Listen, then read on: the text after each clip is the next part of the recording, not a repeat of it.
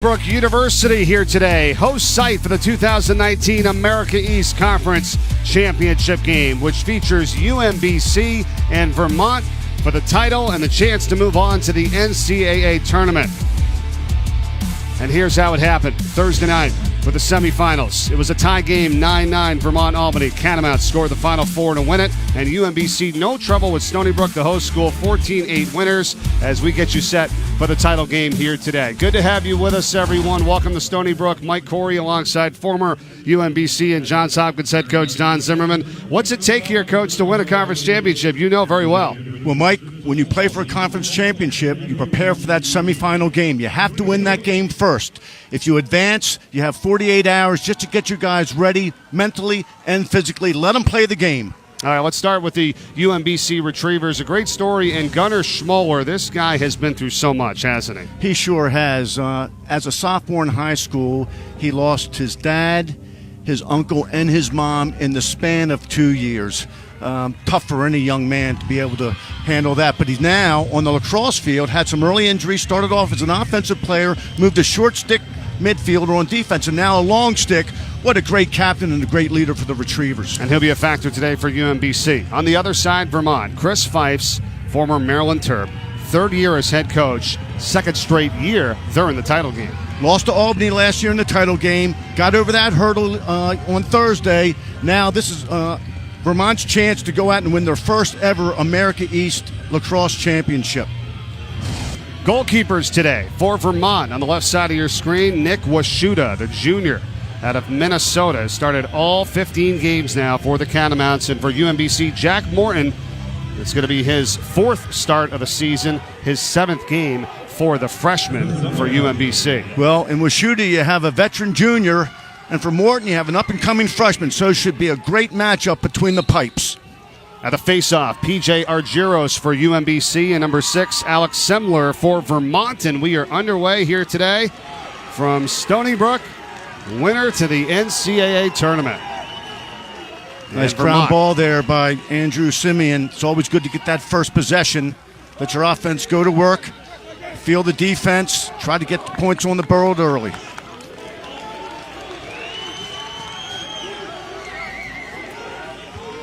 How about one of 7 conference championship games today on this Saturday, first weekend in May? This is a fun day, isn't it? It's a great day, and it's what it's all about. You play the regular season to advance to the conference championship and then on to the NCAA tournament.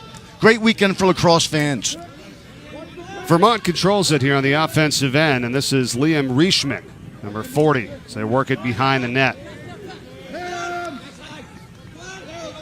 Vermont's just going to run a little bit of an opening play here.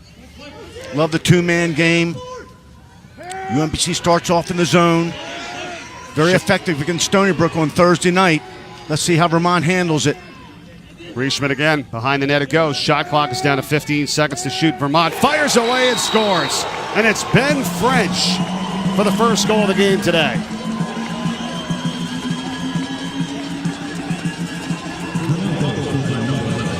Good patience by the Catamount offense on their first possession.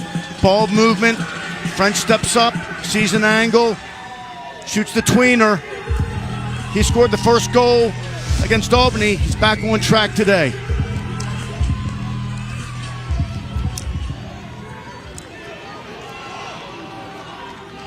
French with his 26th of the season. Good for the team lead for the Catamounts. As we said, Mike, it's always good to get that first ground ball, that first possession, give your offense a chance to get a feel for that defense, especially the zone that UMBC is employing this weekend. Semler wins the faceoff. Here he goes. And gets it over to Dawes Milkling.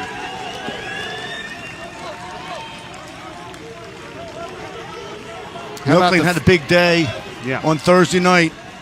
4 goals, 2 assists. You got to respect his right hand. He's good off the ball with room and time, has a cannon. How about the face-offs today? Are you one way or the other about who's got the advantage in that game, or is it pretty well even? Well, I think Semler's really coming on. UMBC has a couple face-off guys who'll throw against him and a long pole, and Danny Isaac. As always, it's a very, very important part of the game of lacrosse. Goalkeeper Morton got a piece of it. Vermont gets it back, and here they go up to the top side. Oh, a great pass down low and right in front of the cage, scored for David Klosterman as he got the feed from Jonathan McConvey. Great look by McConvey. The skip pass is always what you're looking for, and an outstanding effort. That's the dive, but he did not go towards the goalkeeper, and the ball entered the goal before he landed in the crease. Good call, good goal. How about the job by Klosterman, the America East Rookie of the Year, doing what you just talked about there, Zim, about making sure he wasn't in the crease. You saw him look down at his feet. He's an outstanding talent as a freshman, and also, as a freshman, kind of quarterbacks the offense, and that's unusual. An injury here for UMBC. Kastner got banged up on that play, the defenseman, the junior. And let's hope he's okay. Their best defensive player. They cannot afford to lose him. Let's hope he's going to be okay. No, he's an outstanding defenseman. Looks like he might just have a cramp, hopefully. Causes a lot of turnovers. Ground ball man. Solid defender. Let's hope he's okay and continue playing in this game. 8th in the country in caused turnovers is Kastner for UMBC. The Retrievers head coach, Ryan Moran, 3rd year.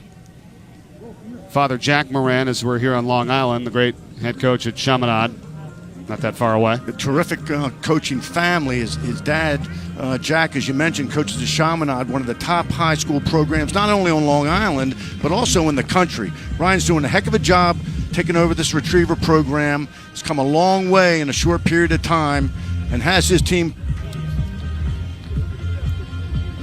They'll attend to Kastner. We'll take a timeout. 2 minutes and 9 seconds into the first. Vermont leads it 2-0.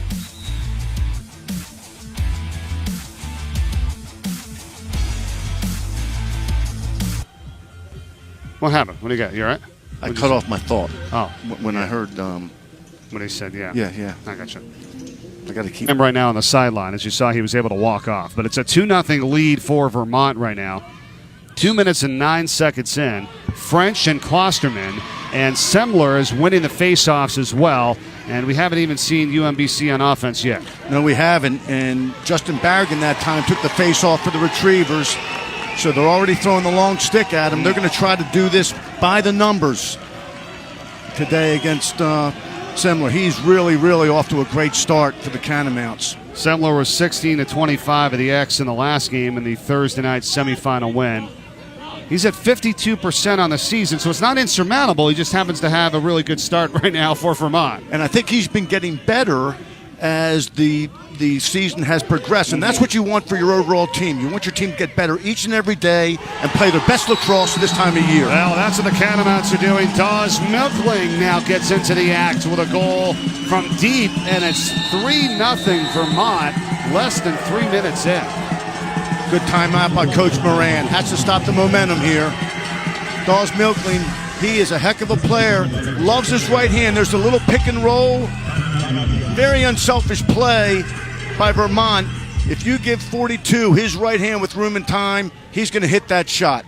Coach, you and I were talking about this last night, about the timeouts and how crucial they are and when they are taken. What about the semifinal game the other night? It was 6-1 UMBC over Stony Brook before the Seawolves called a timeout, and it was too late. You had told me that it's 3 goals and then you're banging a timeout, and that's exactly what happened. No doubt about it. You know, two goals, you're starting to think about it, but when that third goal comes, you got to call the timeout, get your guys organized, let them know everything's okay. It's a long ball game.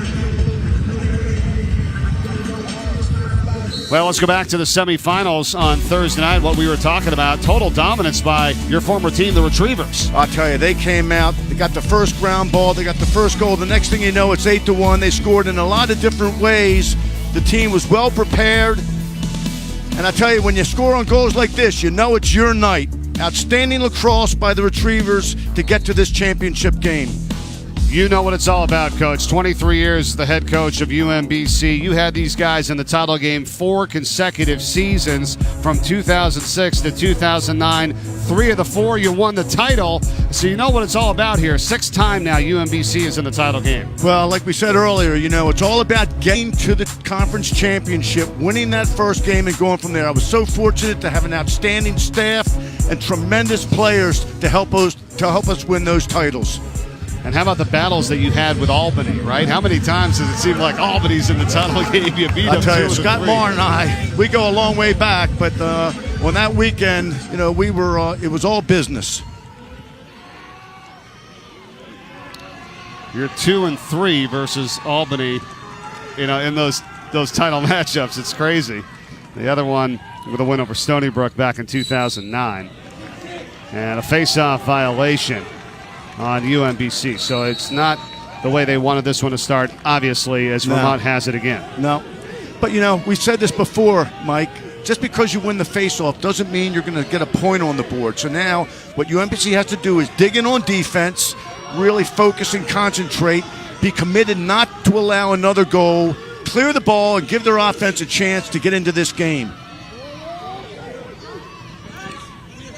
Working behind the net, coming right around. And in front was Riechman.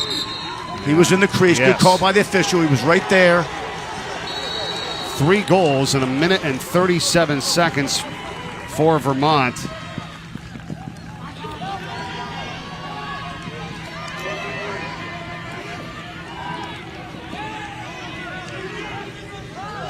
Welcome, everyone, here to Stony Brook for the America East Conference Championship game. Those of you who just watched Marist beat Quinnipiac in a great matchup, 15-14. Congratulations to Marist with the automatic bid to the NCAA tournament. We've got a bid on the line here in this one today, and it's been all Vermont to start as they lead it 3-0. This is the first offensive possession we're seeing right now for the UMBC Retrievers. Right, and obviously this is an important possession. Now you can't hit the panic button. This is when you start to go to work on the offensive end. If you have an opening play, make sure everybody's on the same page. Get a feel for the defense. Don't try to get 3 goals back at one time. One at a time. Add them up after 60 minutes. Trevor Pachorki, ball in his stick, number 20 for UMBC. Looking in the middle, a lot of traffic. Recovered, though, by UMBC. Nolan. Back for Pachorki. Shot clock under 10 seconds. You called it, down to 7. Firing away, and on the save is Nick Washuta, the goalkeeper for Vermont, but it's rebounded by the Retrievers. Great ground ball by Brett McIntyre. He had 4 goals on Thursday night against Stony Brook, a lot of them right inside on the crease. He's a Canadian player. They are excellent at garbage goals around the crease area. Nice job. And this is one of those times here, Coach, where you can get a fresh 80 on the shot clock, even after the defense makes a play and a save. If you get it back, shot clock resets, of course. Another save here by Washuta. And in this instance, the Retrievers really need it. And they got it. Count it. Brett McIntyre coming through for their first goal here today. Big goal for the Retrievers. Getting on that scoreboard. Ryan Frawley does a real nice job finding Brett McIntyre, but he has such a canny ability to find that seam inside, and nothing special. Catches the ball, gets rid of it. Good goal, big goal for the Retrievers. 26 on the year for him. Second only behind Frawley, who threw him the assist. Frawley has his 7th of the campaign. Nice 1-2 combination there. So back to the faceoff, where it has been dominated early by Alex Semler, number 6 for Vermont in the green and white, and they went up with PJ Argyros for UMBC at the faceoff. Vermont wins it again. Right. He's hot, and UMBC is throwing the kitchen sink at him now. That's the 4th faceoff man that they've used, and they will do it by committee in this game, hoping to wear him out eventually into the 4th quarter. Goals by the Catamounts French, Klosterman, the Rookie of the Year in the America East, and Milklane as they lead it 3-1. Coming in front, and a nice play there, and a save by Morton. Big save by Morton. He needed that. Remember, he's a freshman. First time in a big venue like this. To get that first big save is huge. Knight was on the doorstep on that one. got 6 minutes gone by in this first quarter. Winner to the NCAA tournament. America East Conference Championship game here today from Stony Brook University. They were the #1 seed, so they hosted but fell to UMBC in the semifinals on Thursday night. Well, a lot of people said coming into this game that any one of these 4 teams could win this title, and so far that has proven to be true. It's #2 Vermont versus #4 UMBC today. UMBC is going to do a lot of movement on the crease, trying to get an interference call. The defender was hung up at a tough angle that time, and a shot from Ryan Frawley. Backed up and put back in by UMBC. Nice job by Josh Jordan, anticipating that shot and running to the end line so UMBC can retain possession. Jordan wants his left hand here. Hounded by Chris Cote. Awesome defense by Vermont there. Vermont, I tell you, they play really, really tough team defense. They're aggressive. They throw a lot of wood. Frawley back in front, and it's a goal. Assisted on the first, scores himself on the second, and it's a 1-goal game. Good job by the Retriever offense, being patient. Good hard dodge. Frawley is very, very good at reading that defense. When you catch that ball for your young players, come to the goal. Make them stop you. That time, Vermont slow to slide. Nice goal by Ryan Frawley. We're racking up the goals here early, Coach. 5 already on the board here. 7 minutes in. Well, there's plenty of juice in these two teams. To play in the championship game is a very, very special opportunity. Both teams want to take full advantage of it. Semler still at the face-off for Vermont, and Berrigan takes it for UMBC, but Semler wins it yet again.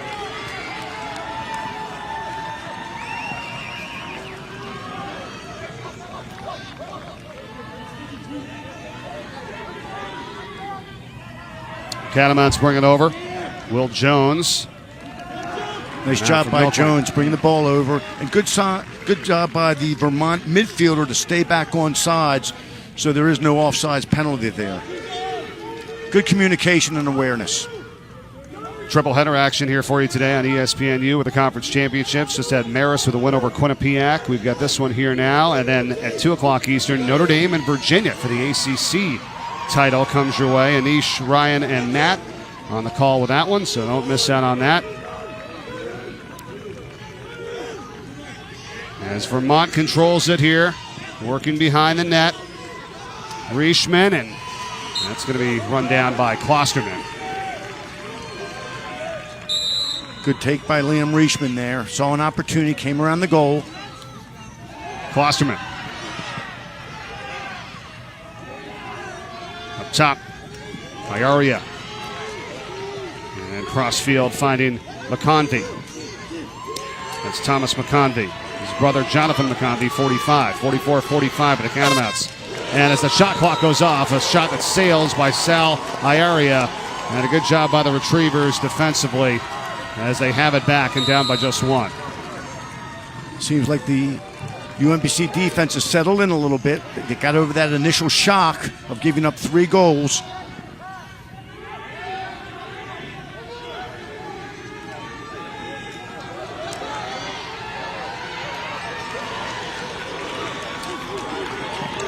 All right, Coach, let's talk keys here for UMBC, the Retrievers. What do you have here in this one for them to come out on top against the Catamounts? Well, they have to handle the moment, all right? This is the first time for any of these players to be in a big game like this. They got to handle that moment. And the other thing they have to do is they have to be really, really keen on moving the ball and doing all the little things that it takes to win a ball game of this magnitude. Pachorki controls it, spins back around. And that got deflected and into the offensive end now for Vermont. Out of bounds going to be UMBC possession. No, check it, yes. No, Vermont. Vermont possession. Back, excuse me, yes. And that's an over a back call. Just going to move him back, and that was French as they started it up. That time, UMBC turned the ball over on their own volition. The ball crosses the midfield line. That's an over and back. Turnover Catamount's ball.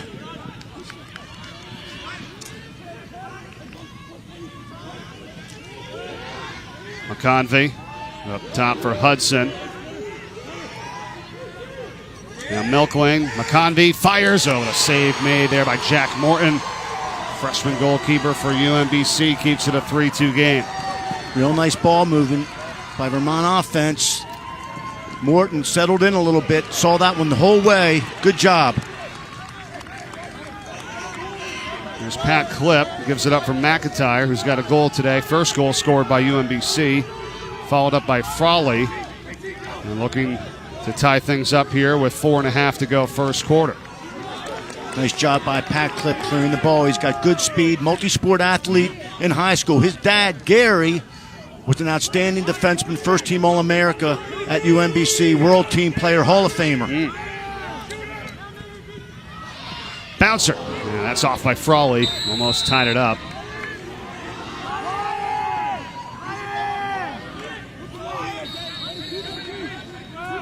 What about the offense that UMBC had on Thursday night and that win over Stony Brook? What did you like from them? Just unselfish, a lot of good ball movement, accurate passes, accurate shooting, all the things a coach is looking for out of his offense.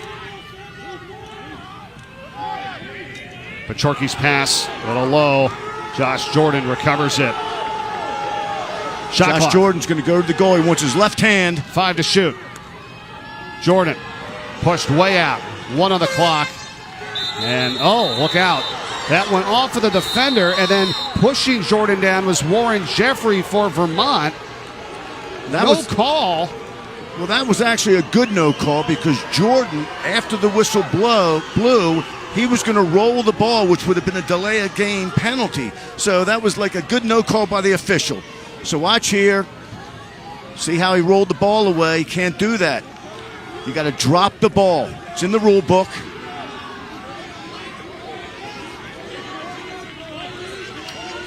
Vermont has it now. Just over 3 minutes to go in the first quarter.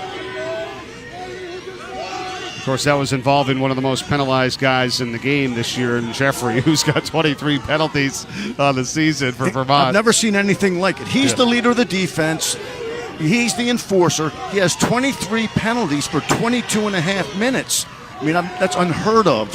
I've never heard of it. He gets his money's worth. But he's the leader, and they love to play aggressive defense. 20 seconds on the shot clock. Vermont, nice, in front, count it. What a shot and a score by Ben French.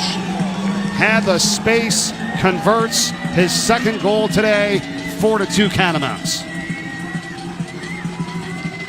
Again, Catamount offense is very unselfish, moving the ball, heads up, accurate passes. Ben French, he can do it with the ball, and he's very good off the ball. Wants his left hand. Just reads the D, backs away, finds the seam, and a good quick finish. Tough for a goalkeeper to track that one down. Nice job. Berrigan's at the face-off for UMBC, and once again Semler for Vermont as they lead it by 2.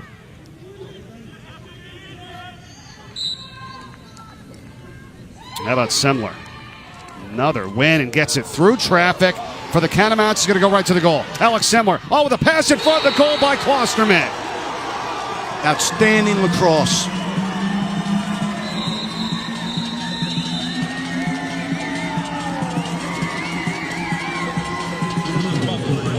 I'm impressed with Semler's performance and ability to get the ball, but here he makes a great decision. Coming down, he had a shot. He could have taken it, but he did his job. He dished it off to his attackman.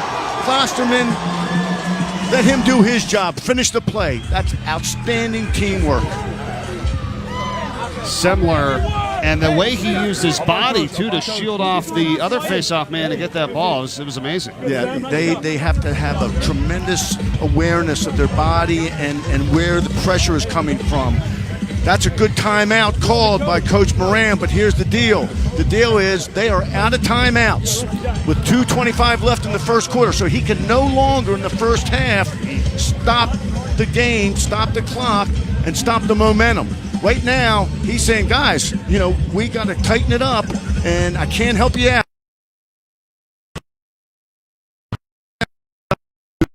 Do the good job. How about the stick check here as well, too? Well, this is when the officials, they go and they measure the sticks and make sure they're legal. They do this during every timeout, and it can be any player. Uh-oh, we got something here.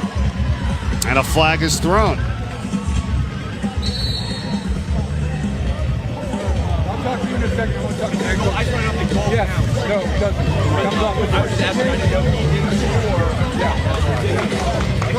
Okay, we got a 3-minute locked-in penalty for illegal stick. 3-minute locked-in.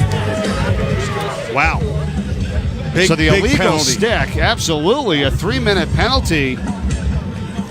And it's on the face-off man, Semler.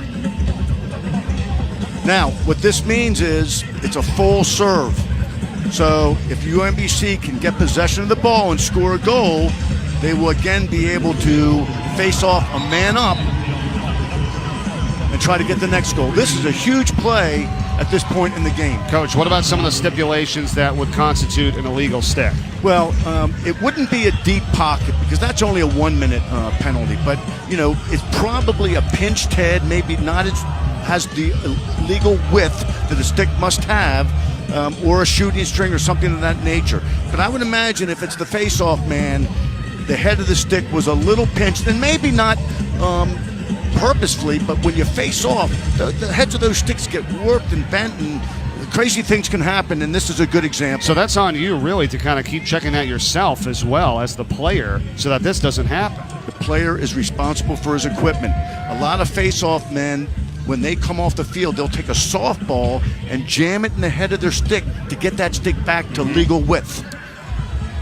Great stuff there, and that's going to be huge now for Vermont. As we talked about it, Alex Semler has won all the faceoffs except for one, but now he's out on a 3-minute penalty for the illegal stick. UMBC gets possession, down by 3.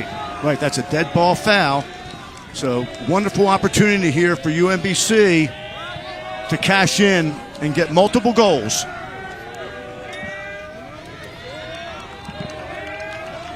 Let's see what they can do. Jack Andrews in the game for the Retrievers. He's a man-up specialist. Pachorki swings it. Nolan back to Pachorki. UMBC's holding the ball too long. They have to move the ball quickly, look for the skip lanes. They try to go inside from McIntyre. Got knocked away. They'll get it back, though, with Frawley. Good job by the Catamount defense. Their sticks are in excellent position. On the ball, they're in the gloves. Off ball, they're in the skip lanes. Nice job. Gun from the top from Josh Jordan. And they're still on the man up here. Shot clock, though, does not reset. 30 seconds to not hit the goalie of the cage. Now is a shot in front, a save from Washuta in front from Frawley. And that will reset the shot clock. So a fresh 80 here for the Retrievers. Still on the man up. Just under 2 minutes left. Ball deflected, recovered by Trevor Pachorki. UMBC has to step in. They have to step in. They're playing too wide. Step in and force the defense to commit to the gloves, then move it. That one sailed again on Jordan. McIntyre backs it up to put it back in. Frawley's the one who's in front of the cage. Now he moves off of it. Rotating Nolan through. Jordan again on the bouncer this time, and they're letting him rip it there from the top. Well, they are, and that shows that the Catamount defense has a lot of confidence in goalkeeper Nick Washuta. They're going to give up the outside shot. You got to play the odds. Don't give them anything inside. Make them shoot the ball from the outside. Trust in your goalkeeper. Still with a man up. Minute 20 seconds. Shot clock's at 30. Jordan again with space. And he's not even close here, though, really. I mean, that's just sailing. Got to put him on the 6x6 for it to go in. First quarter is winding down as well with 35 seconds to go. Back again for Jordan. Gives it up Pachorki. This is Billy Nolan. He looks in front. Turning, shooting, and scoring is Frawley. Ryan Frawley with his second. That's what they needed. 23 seconds left, and they're within 2.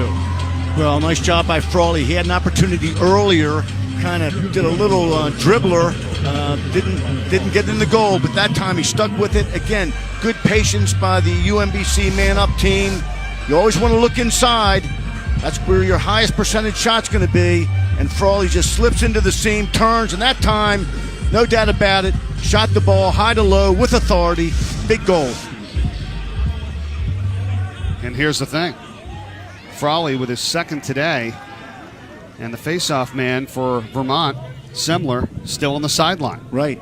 So again, UMBC has the extra man. One of the wings doesn't have a player next to him, so it's a 3-on-2 ground ball.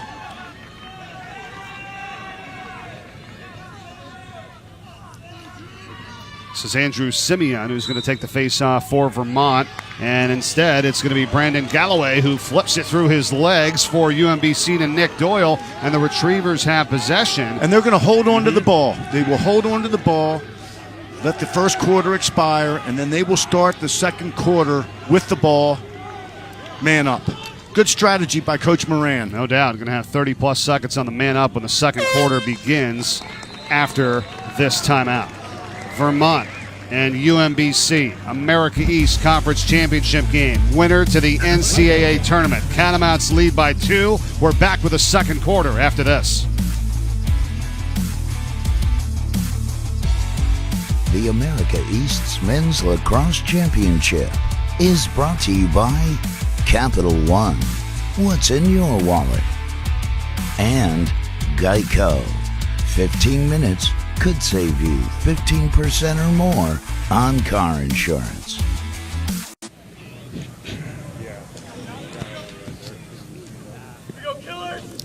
Catamounts by 2, 5-3 as we get set for the start of the second quarter. First off, tell you tonight, UFC Fight Night 151 with Reagan Al Adequinta and Cowboy Cerrone. Highly anticipated lightweight main event from Ottawa, Ontario, with a winner heading back to title contention. That's at 8 Eastern, 5 Pacific on ESPN+. And English and Spanish prelims begin at 5 Eastern. Make sure you get ESPN Plus today. Visit the app or download ESPNplus.com. All right, how about the face-offs? It's been dominated by Vermont with Alex Semler, coach, but then he got a penalty for the illegal stick. Well, we know that face-offs is probably the most important aspect of this game. Semler was in complete control and then got called for an illegal stick, a 3-minute non-releasable penalty. UMB scored 1 goal off of that, and then they won the ensuing face-off. So now they have an opportunity to score another goal before the penalty expires. And they begin the second quarter, as you said, on the man up, and let's see if they can make it happen and get within 1. Still 25 seconds to go. Here's a gun, and that's over the top of the cage from Trevor Pachorki, sophomore attackman. Third leading scorer on the team with 25 goals. As now Jack Andrews works it back up. No, in the middle. And the shot to score. It's Brett McIntyre. What a feed. His eyes looked up. He goes inside, and McIntyre with his second today, and it's a 1-goal game, 2 man-up goals, and that 3-minute non-releasable. Brett McIntyre, he is so crafty inside. That time they shut off Ryan Frawley. McIntyre saw it, moved into the slot. Good look inside, and again, he is a finisher. They're guys that shoot, they're guys that finish. Brett McIntyre is a finisher. That's great stick skills there with that fake pass to the top and then the cut and the feed right to the middle for McIntyre. Well, offense is all about offenses. If you want to shoot, fake the pass. If you want to pass, fake the shot. And that was number 10, Jack Andrews, that had the assist. And that's what he does. 7th assist on the season for him. Another man-up face-off. So UMBC was able to get 2 goals out of that penalty and possession. Now the tide turned rather quickly there, right? I mean, UMBC had to use their timeouts early. They're getting down 3 goals, 3-0, and then 5-2, and now all of a sudden it's 5-4, and they've got the ball. Boy, those major penalties on stick violations can really cost a team. I'm sure Alex Semler is going to get that stick in a position where it will not be illegal. And UMBC with Trevor Pachorki comes right in front and ties this game at 5.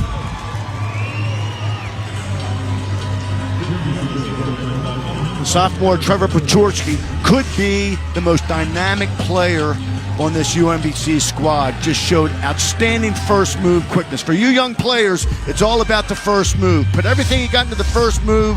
Try to lose your man there. Go to the goal. If nobody slides, stick it in there. Nice job. With 2 minutes and 25 seconds to play in the first quarter, it was 5-2 Vermont, and UMBC has come back with 3 straight to tie it in less than 3.5 minutes.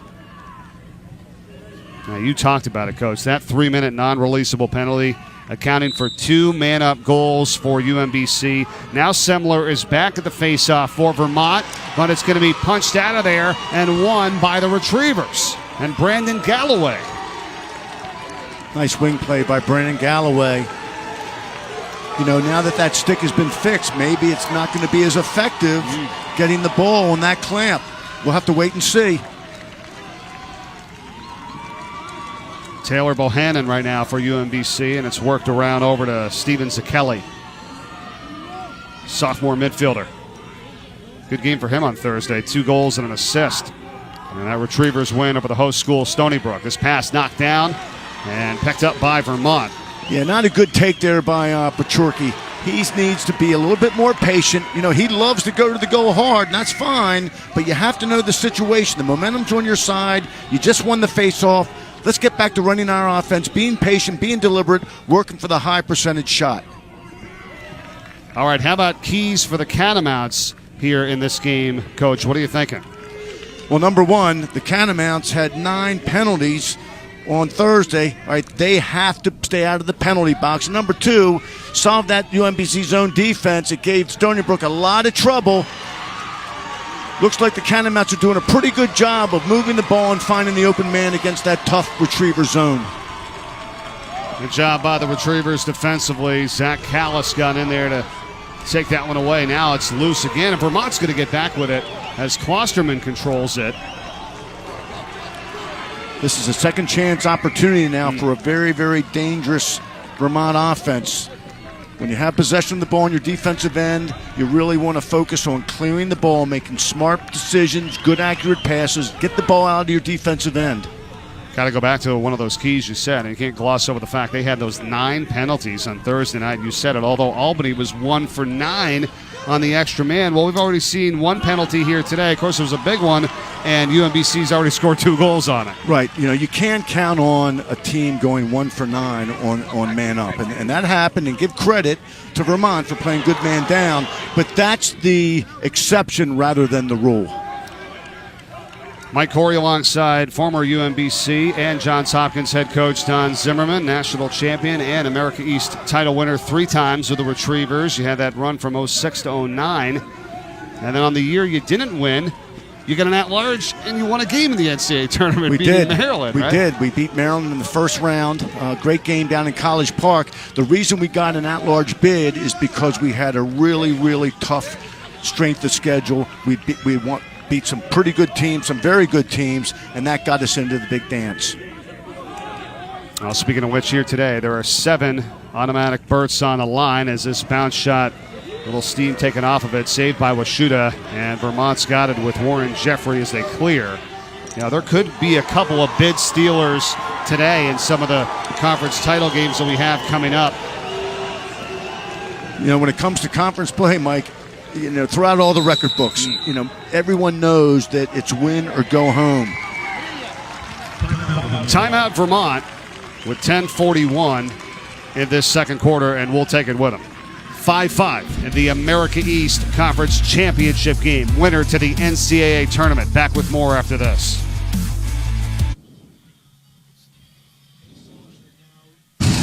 Vermont beat Albany on Thursday night. Reason they're in the title game here today. Well, I'll tell you, it was a heck of a game, a hard-fought battle. 6-6 at halftime. Vermont comes out and scores the last 4 goals of the game, breaking the 9-9 tie. Got over that hurdle. Last year they lost to Albany in the championship game. Now they have a chance, again, to win their first ever America East Lacrosse Championship. Well, it's pretty impressive. 3rd time in the last 4 years they were in the title game here. They lost in 2016 to Hartford.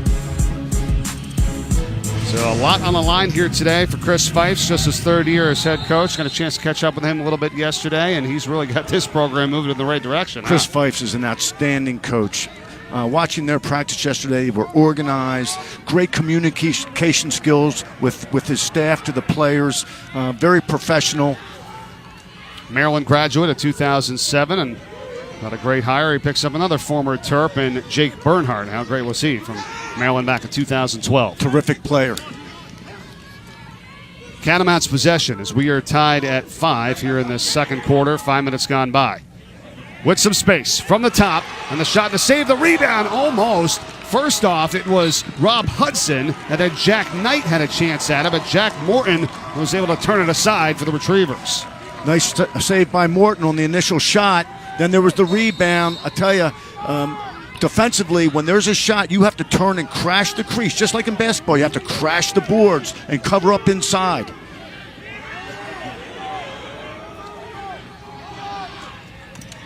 Good clear by UMBC, and it's Billy Nolan. There's a flag down and a penalty coming up on Vermont.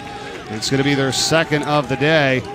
Remember, UMBC scored 2 goals on the 3-minute non-releasable penalty for the illegal stick that Vermont had. Helped get them back into it. That's going to be a slash. That check was up in the head and neck area. Nice job by Billy Nolan, number 23 for the Retrievers, running through that check, clearing the ball. Oh, and running around and scoring is Pachorki. 6-5, UMBC has their first lead of the day. We talked about Trevor Pachorki. He loves to go to the goal. He's got excellent speed and quickness. That time turns the corner. Low angle shot, but a nice low to high bouncer. Tough save for that goalkeeper to make. And there was a flag down. Let's see if it's a man up face off for UMBC.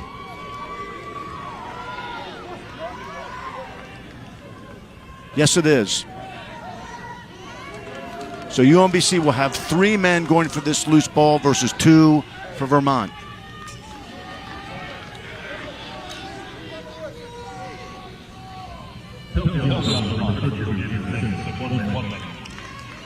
And the penalty was on 32, Andrew Simeon for Vermont. That's a loose ball hold. Possession to the Retrievers. Oh, they're giving it to White. That's going to be Vermont possession, yeah. Well, that's a good job by the official. You want to get the call right. You know, even if it takes a little time, get the call right. Continue play. Exactly. Sal Iaria, who has it right now for Vermont, the freshman midfielder on the all-rookie team in the league this season. Wants his right hand here. He is a dangerous dodger with his right hand. Only a freshman.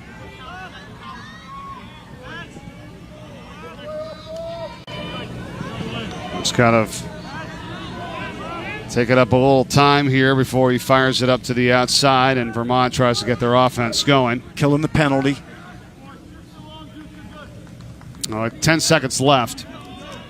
So they survived that one there, Coach. I mean, boy, you give up a goal and then you get on the penalty. So, yeah, you got to get the penalty kill here, and now they're going to be back at full strength with 8:20 to play in this second quarter.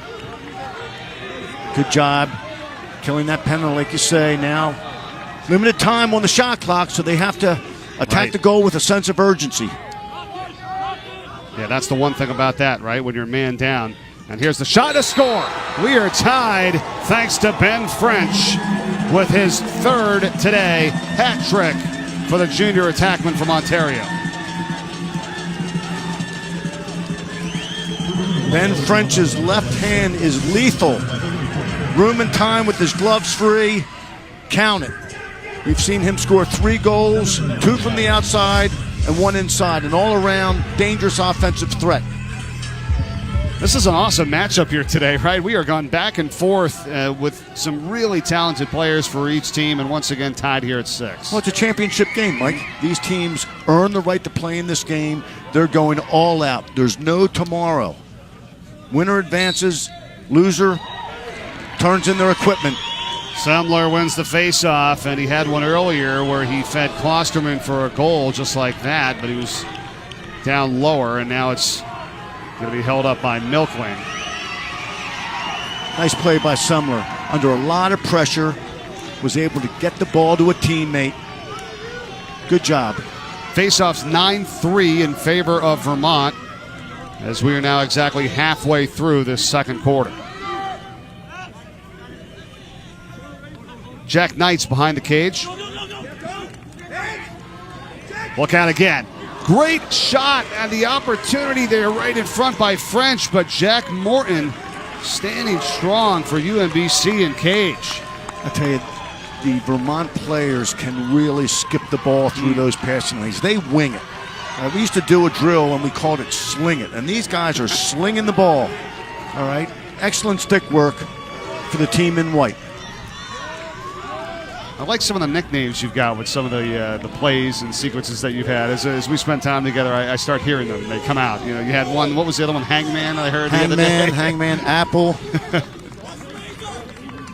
Who comes up with those, by the way? I spent a lot of time thinking about those plays, Mike. Sure you have. UMBC possession. Jack Thomas behind the net. Pachorki, or check it, Michael Zakelli, that's on.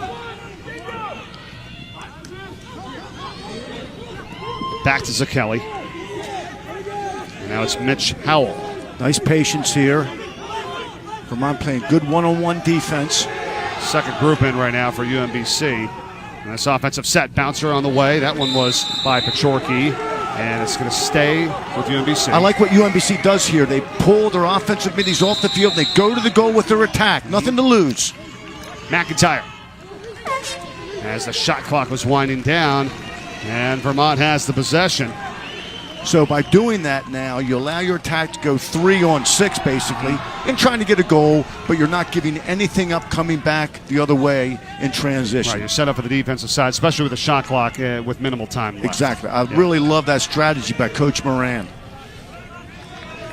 Well, because there was another, we talked about this yesterday, you and I, with the substitution box and how that went from the 20 yards to the 10 yards and how that has really changed the game and the angles that you have and the advantage that you can get.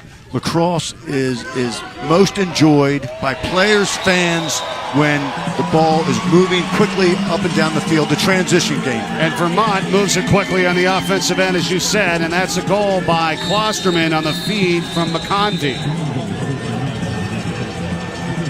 We can't keep up with all the goals that are being scored out here. Exciting lacrosse. Little backhand feed. That's the Canadian style. They're predominantly one-handed players. Instead of putting it in the opposite hand, they just flick it backhand.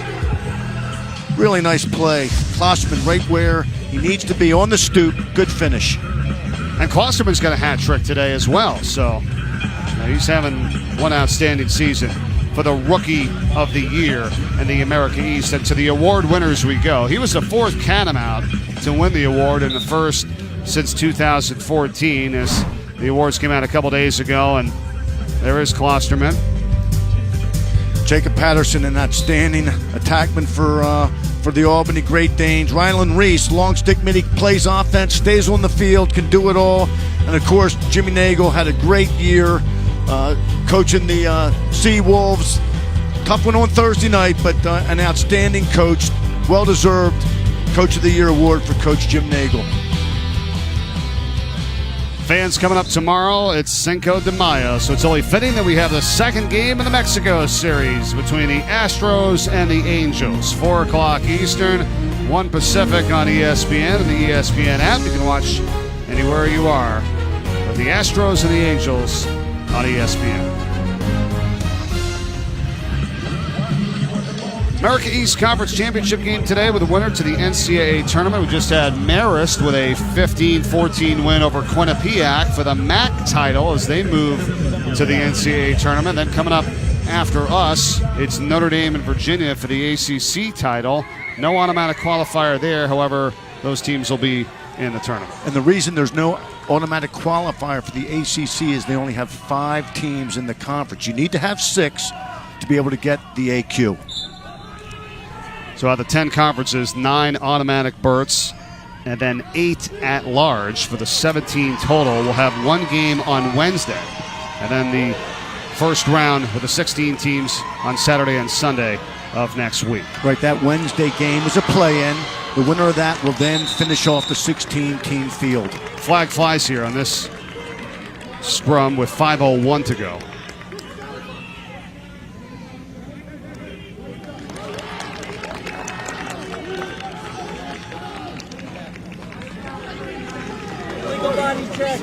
minute, reset the shot clock. Vermont number 49. Here it is, Coach, the illegal body check. Right. Oh, yeah. That's up into the head neck area. Use the forearm. You got to stay away from the head and neck. Every official is going to call that. Player safety is of the utmost importance. So another man-up opportunity for UMBC as Chris Cote is out with that 1 minute. Little trickery here. Penalty, yep. Up top, Pachorki. They've had Josh Jordan firing away, 46. Instead, it goes down low, making a move, and a shot that's not there is Brett McIntyre. But a good backup as racing after it was Jack Andrews. McIntyre, we said he's shifty, really knows how to read the defense. Toughest thing to teach in lacrosse is off-ball offense. He's excellent. Pachorki, and a save from Nick Washuta, but right out to UMBC, and they're going to kick it out of bounds by Billy Nolan. Just couldn't quite corral it there. Yeah, he would have had a fresh that's a tough one. Shot clock. That's a tough one. You know, whenever you go for a ground ball to the sideline, it's always a tougher situation. That time, you know, as a teammate, you can communicate, let him know you're okay, there's nobody on you. Settle him down a little bit. He doesn't know if anybody's behind him, who's going to challenge him. So communication, again, is of the utmost importance when you play lacrosse or any team sport. Vermont's back at full strength. I know one of your keys today was for them to stay out of the penalty box. Well, they've had 3 penalties for a total of 5 minutes because of that 3-minute non-releasable on the illegal stick. So that is now 73 penalties for them on the season for 65.5 minutes. That's a full game. Yeah, it's really, again, they're aggressive and they're going to play their style, but that many penalties, sooner or later, is going to come back and haunt you. Opponents have been on the man up for an entire game overall throughout this season against Vermont, but they have a 7-6 lead. Here's a shot. Let's extend it to 8-6. Jack Knight rips one for Vermont. For the people that are at home that are watching this game, just admire the stick work of this Catamount team. Banging the ball around, hands-free. Jack Knight, when he has his hands free for his right hand, again, just a dangerous, accurate, pinpoint shooter. Nice job. Saw it on Thursday night. He had 2 goals and 1 assist. Senior midfielder connects here to make it 8-6 Vermont with 3:11 to go first half.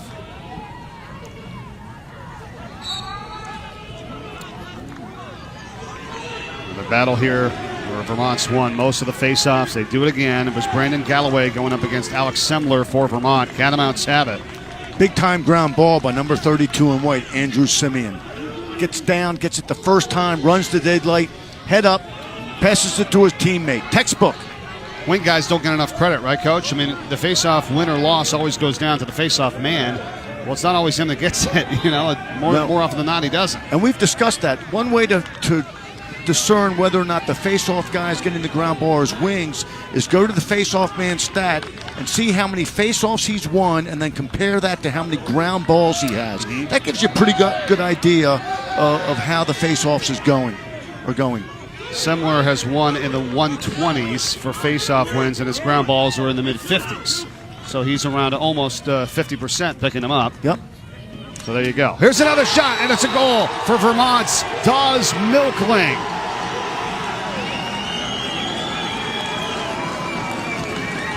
That is 4 in a row for the Catamounts after trailing 6-5. Vermont's feeling it on offense. You can just tell the way they are banging the ball around. Good strong dodges. Milkling gets his hands free. Good job by Gunnar Schmoller trying to break down and get to the gloves. Might have been one that the freshman Jack Morton could have gotten.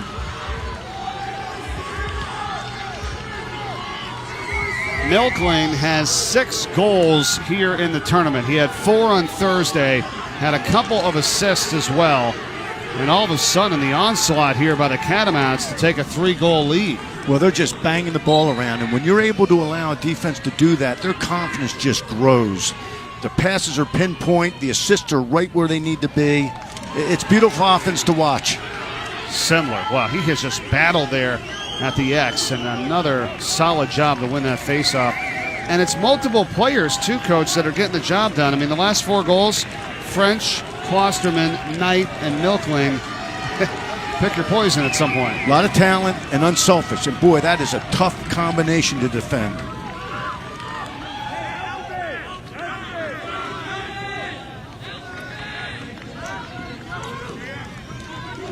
And Vermont still with an opportunity on offense to extend even more. And that one's off the post. And the shot from Liam Reichman. But up into the air, and it's picked back up by UVM and Saliaria. Leishman likes this matchup. He's got a short stick. He's going to try to beat him to his right hand.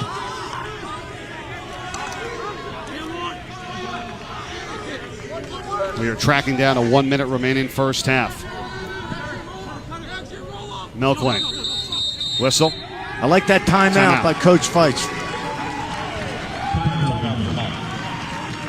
Good timeout. Didn't really have anything. Less than a minute on the clock. Get your team together, get them organized on the same page, go for a goal to end the first half. What a battle here today. How about the first time these two teams met up this season? We go back to March 16th. This was crazy. UMBC had a huge lead, right, Coach? They had a huge lead, and give Vermont credit. They came back in the fourth quarter. They were able to tie it, and again, it was Dawes Milkling who got the tying goal. Now it's into overtime, the second overtime, and again, Milkling with a great handle to win the game. That's a heck of a comeback for the Catamounts playing at UMBC. Okay, number 42, Dawes Milkling, be the UMBC killer again here today. So as you said, the tying goal, the winning goal in that first matchup. 4 goals on Thursday night, 2 already here today. And Vermont with a 9-6 lead with just under a minute to go first half. But hey, UMBC's already trailed twice in this game by 3 goals, and they came back to tie it up and take the lead. So we can't wait for what's going to happen in the second half here today. Absolutely. This has been a great game to watch and exciting. It's been all about the offense and two very good defenses, but the offense is really putting on a show. Expect Vermont now. The shot clock and the game clock are just about even. Expect them to hold it for one last shot. Try to get the ball inside, but if not, they've got plenty of good and effective outside shooters to get it done from the outside. UMBC's got to play their best zone defense of the day, sticks up in the passing positions, get to the shooter's gloves. Goalkeeper's got to see the ball and make a big save. 7 automatic berths on the line today, the 8 title games that we have in men's college lacrosse. 2 more tomorrow with the Patriot League and the Ivy League. This is the America East Conference Championship game, winner to the NCAA tournament. First half with 59 seconds to go here, and it's 9-6 Vermont, and here comes the defensive Pat Clip for UMBC. Almost got it knocked away. Got to move your feet. Young players watching this game, you don't want to stand still when you throw or catch the ball. Run until you throw, run until you catch. Shot clock can essentially be virtually off because of the minute or second or so differential. So as you said, Coach, they can hold for the final one here of this first half, basically. Watch Milkling, who's inside now, pop off for his right hand. Milkling, 42 for the green and white. Right now McConvey up by midfield. When's he going to go? Here he goes against Pat Clip. McConvey gets a step, kicks it, shot, not there by Ben French. He has more than likely been there today with his scoring. He's already got 3 goals. Again, like you said, pick your poison. Yeah. Sailed down the other end. Look out, right in front of the net. Pachorki, had he been able to find that one, Nick Washuta was out of the cage, but that's the end of the half. Well, and that's a good play. You throw the ball down the field, and as long as the ball is in the air, when the clock expires, if it goes in, it counts, like basketball. Right. If the shot's released, it counts if it goes in, even if it doesn't beat the buzzer. That's the end of the half. It is Vermont 9 and UMBC 6 in the America East Conference Championship game from Stony Brook University. When we come back, the Lax top 5 moments of the week, stats and highlights on the halftime report after this.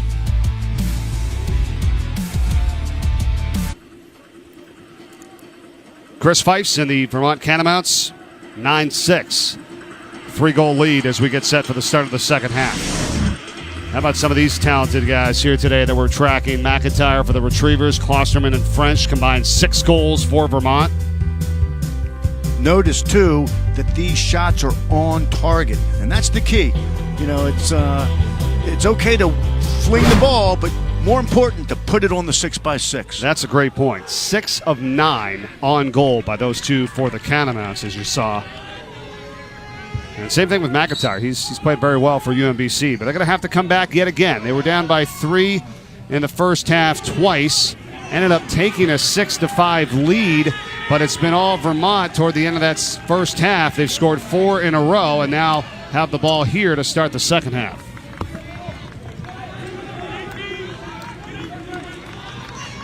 Good clear by the Catamounts. Again, you have 20 seconds to get the ball and keep the ball in your offensive half of the field. A little pressure by UMBC that time made it interesting, but handled well by Vermont.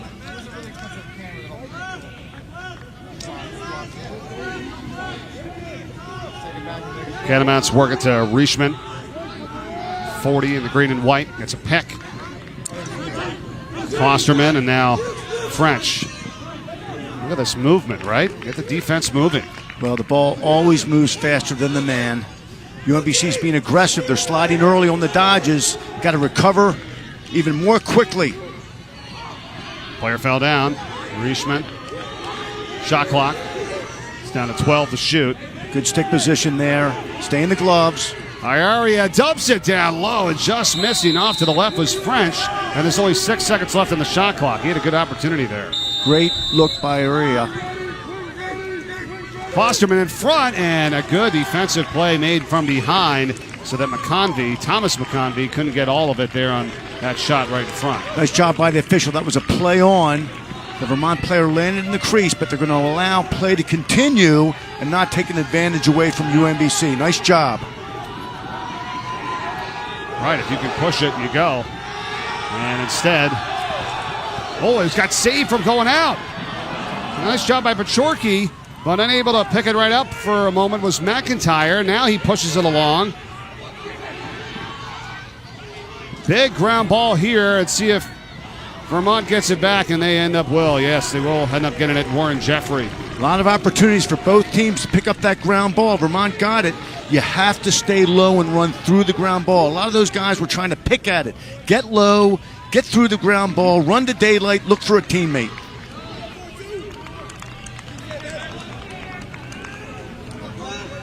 Jonathan McConvey now for Vermont, 45. Ground balls in favor of the Catamounts by 5 today, 18-13. Firing away, and that sails over the top of the net by Milklane. Milklane, they love that little pick and roll and throwback. UMBC has to be ready for that and get to him early. That time, too much time for a dangerous room and time shooter there. Didn't put it on the goal. Knight passes back for Milklane. McConvey try to go in front, and he does, and it's Klosterman who converts yet again. How dangerous is he in front of the net when he comes across? Great disguise that time by Jonathan McConvey. It looked like he was going to shoot the ball. The defense froze a little bit, and then here comes Klosterman, and he has the courage to come meet that ball in harm's way, turn, and finish. Outstanding offensive lacrosse. Well, when you move the ball so quickly and you move it so often and you spread out the defense, it allows for plays like that for him coming through. You say, well, how do you let him get free like that? Well, you move the ball enough and you spread him out. What are you going to do? Well, and again, I think that the defense read that was going to be a shot, and a lot of times when defensemen read that, they freeze. Okay. All right, and it wasn't a shot. Well disguised. Again, offense is all about opposites. If you want to shoot, fake the pass. If you want to pass, fake the shot. Look out, French. The defense collapsed on him there. He was thinking, let's try to make it 6 goals in a row right now. It's 5 in a row here from Vermont after trailing 6-5. This is a huge defensive stance now for UMBC. Again, Vermont comes out in the second half and gains momentum. All right, now UMBC has to dig in, play great defense individually and team. Don't give up any high-quality shots. Try to get possession, clear it, and go to work at the other end of the field. Second half is starting out exactly the way the first half had started, with Vermont on a tear early, and UMBC had to use up their timeouts early in that first half. Right, but you can't count on another 3-minute stick penalty. Right. In order to give UMBC that advantage in which they were able to gain some of that momentum back. Good job to knock that pass down coming in front. That was by UMBC's Corey Gaines, the sophomore defenseman. Nice job there by Zach Callis. Looking for a teammate, kept his feet moving. Isaac brings it over, Danny Isaac, and able to get it to Billy Nolan. Turnovers have really been kind of kept down a little bit in this game, 5-5. Not too bad, 10.5 to go here in the third. Well, you know, in any sport, Mike, turnovers will kill you. Yep. And the fact that these teams are scoring so many goals tells you that they're not turning the ball over. They're doing a nice job possessing the ball, making smart decisions, accurate passes, finishing their shots. That was a big-time defensive play, though, by UMBC to get this back on the offense. I mean, had they given up another goal, right, Coach, you would have had to use a timeout, and it's early in the third. You don't want to get to that point. No, you don't. You got to save those timeouts for the fourth quarter. And again, they didn't do anything special. You know, they just dug in and played really good, solid Team D. Oh, look out here. Washuda makes the save on the shot from Ryan Frawley, but then he just got taken down to the turf by the Catamounts. Now his helmet comes off. There is a flag down, obviously. And the indication is a hold, and I would say so for Vermont that time. They just ripped Frawley to the turf.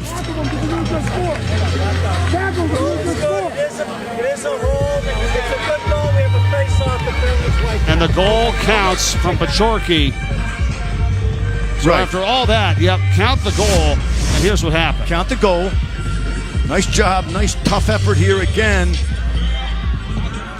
Keeping the ball alive. And Pachorki is a really, really strong dodger behind the goal. Now, meanwhile, the flag was down, but they called a hold, so it's a technical foul. It's wiped out. Face off all even. Had been focusing there in front of the goal with Frawley getting taken down, and that ball scooting by Washuda. So it's a 3-goal game now. And this is a big face-off here if UMBC can come up with this. Try to get a run developing, whistle, and a push is the call on Vermont. And there you go. Nice job by number 18 in black, Jack Thomas. Very aggressive on the ground ball. Stayed with it. Even if you don't get it cleanly, your momentum is pushing the ball in a direction that you can get to it. Nice job.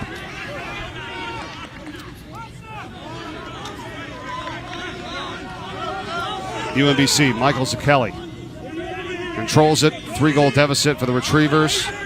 Still over 9 minutes to go in the third. Pachorki set the peck and then fell down. Good no call by the official. And it's not going to be able to be kept in. A legal pick means that you have to be completely stationary when contact occurs. That deflected. UMBC back with it. Here's a shot. That's a bouncer. Washuda cleans it up from Jack Thomas's shot. And quickly they get it over midfield. Oh, this is great transition. Yep. French will take it back out. There's a lot happening there over the last couple minutes. We know UMBC has shot some outside bounce shots, and Thursday night the turf was wet. And a wet turf is a great surface to shoot that outside bouncer because it's going to do some strange things. Today the turf is dry and the ball is slowing down, so they have to change that. The high bounce from outside is not working today. Drier for sure, as the rain has been kind of off and on here throughout the last few days on Long Island. Battle for this one. And the call against Vermont is going to go over to UMBC. But you talk about the aggressive nature of the Catamounts. That's how they've been. That's how Chris Feist wants this team, and it's been successful for them. In order to be successful, you have to play your game. You can't change your game. You can't change your style just because it's a championship game. Play the game that got you this opportunity. Stick to the game plan. prior to that goal for UMBC, after they were leading 6-5, they had went 14-28 without a goal. It was a much-needed pickup. 3-goal game now. Outside shot is blocked on its way in.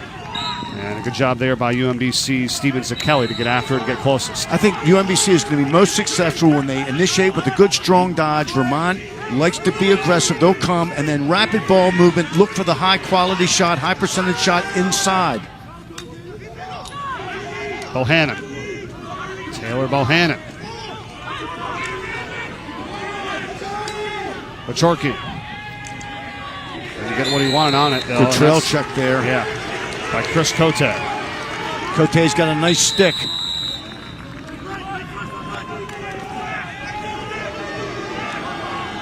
Now McIntyre just off the mark. How about the size of the Vermont players? 8 on the shot clock here, by the way, for UMBC. It's tough to get around some of these guys. It is. They are a big team. Big, strong, physical, athletic. Bachorky's shot saved by Washuda.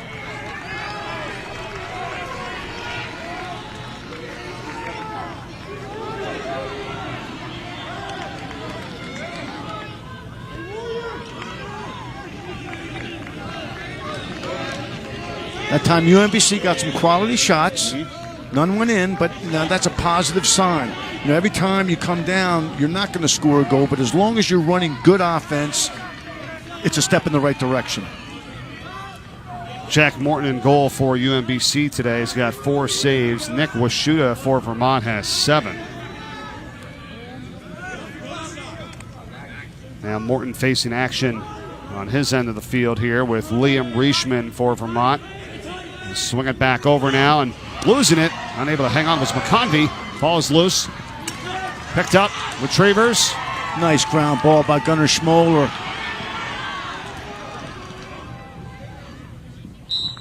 And that's out of bounds back to Vermont.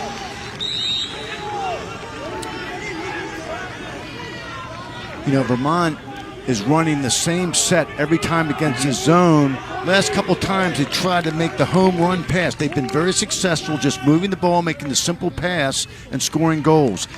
Again, both teams stick to the game plan. Don't all of a sudden try to do something special. Keep it simple, be effective. Well, they have. They've had a lot of good and high percentage shots at the goal in front of the net with their cutters and the way they've moved the ball today. This one is off to the left, and the shot that time from Dawes Milkling.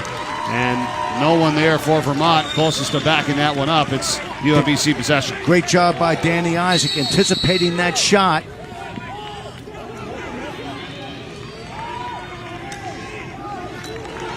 And the closest to a shot, where and when it goes out, gets possession, and UMBC takes it the other way now with a 10-7 deficit with under 5 to go in this third quarter. Winner to the NCAA tournament here, America East Conference Championship game. We had the MAC Conference title game earlier as Marist beat Quinnipiac 15-14. Danny Isaac has come in and done a really nice job subbing for the injured Colin Kasner. He started off as a midfielder, short stick midfielder when he came to UMBC. Now he's playing with the long stick. Jack Thomas for UMBC up over to Mitch Howell.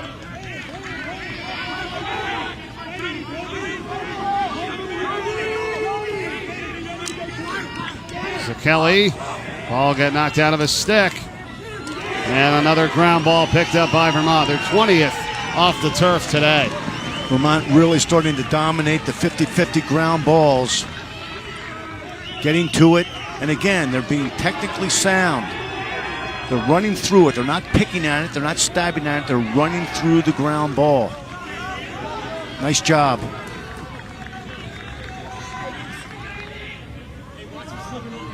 And not that UMBC had really garnered that much momentum, but it is a potential momentum killer. When you make a play like that, now you get it back. You got your 80 seconds on the shot clock, and just changes the flow of the game. You have to get those ground balls. Right now, the 50-50 ground ball is going to determine the winner of this lacrosse game.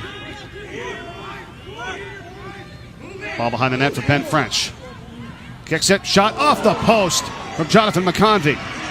High kick out, recovered by UMBC and Nick Doyle. Nice job by Nick Doyle. That's what we're talking about. Get to the ground ball, get it first time, protect your stick, run the daylight, gain possession for your team. All right, what about here on the offensive end for the Retrievers? What are you looking for? Who needs to take this shot coming up? Well, I think it really comes down to initiating on offense, attacking the short sticks, have an aggressive team, slide to you, and then ball movement. See if they can get a favorable matchup that you're talking about, although it has been tough against this defense for Vermont. This bouncer on the way off to the right, that time from Taylor Bohannon.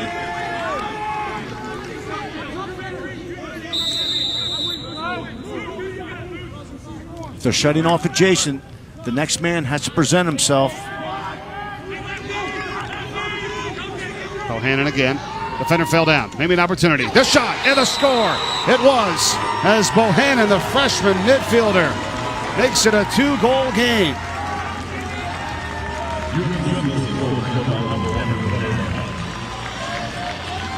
Much needed goal by the Retrievers. Taylor Bohannon snuck one in. Nick Mashuda might have thought he could get it, but he didn't. Good way to end. What's most important is enjoy this week and seize the moment. I'll tell you, it's May. The juice is for real.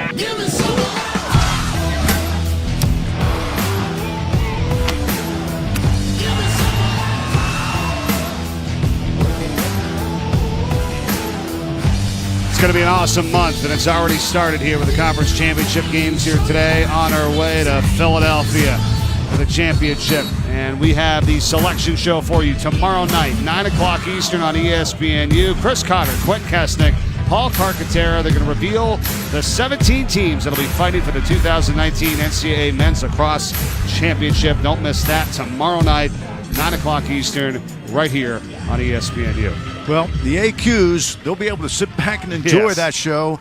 Everyone else, the at-large teams, and there are a lot of them fighting for those spots, they'll be on the edge of their seats. There'll be 9 automatic qualifiers, and we've got 7 of them today, with 2 more tomorrow, Patriot League and the Ivy League on Sunday. But earlier today in the MAC title, Marist beat Quinnipiac 15-14. A great game there, and now here's Vermont and UMBC. Retrievers win the faceoff. A chance to cut it to 1, and on the shot was Brandon Galloway, and that's off the mark. A rebound there by McIntyre. He was closest to it as they get the ball back with 2 minutes to go in the third. Good face-off win by McIntyre, and I think he made the right decision. He came down, he went to the goal, no one picked him up, right? Took a good shot, wasn't on target, but possession retained by the Retrievers. Now they can go to work. And Plenty of time left in this game. Got to talk and communicate, though, right, Coach? Got to have that guy there backing that thing up. So if that guy's going to run down and fire a shot, and unfortunate turnover for them, you got to have somebody there backing it up. Absolutely. If you are in a position where you're on the goal line or behind the goal, you must be ready to back up that shot. You got to try to limit some of these unforced errors here, too, especially at this stage of the game. That's the 8th turnover by the Retrievers. A costly one, and we'll go back the other way as Vermont does the same thing. Turnovers are now even at 8 apiece, and UMBC has it back. Yep, so, give and take there.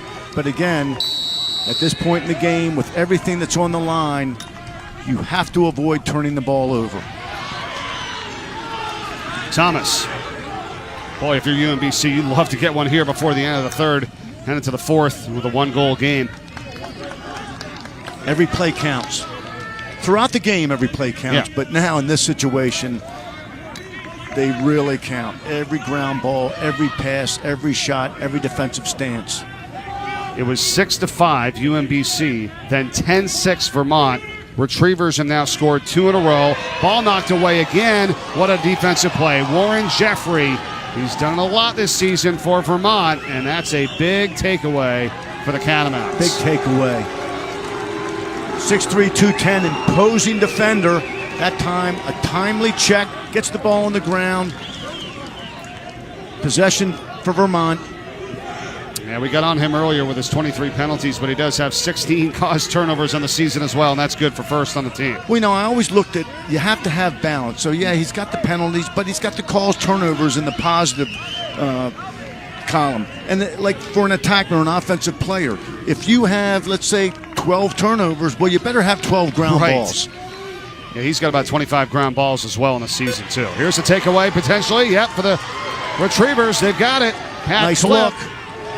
James Negro now feeds it. Pachorki in front. Another pass. The horn expires.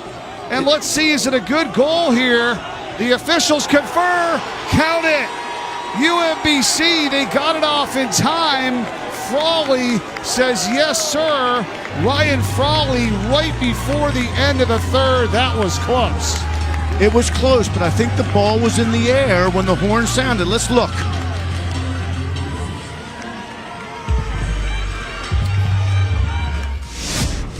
The rule is that if the ball is in the air, like basketball. You know what? You heard that horn, right? I heard the horn. I didn't see it go in. We just saw it right there. They might have got away with one there. Well, again, the officials have to call it in real time. Let's listen to it here.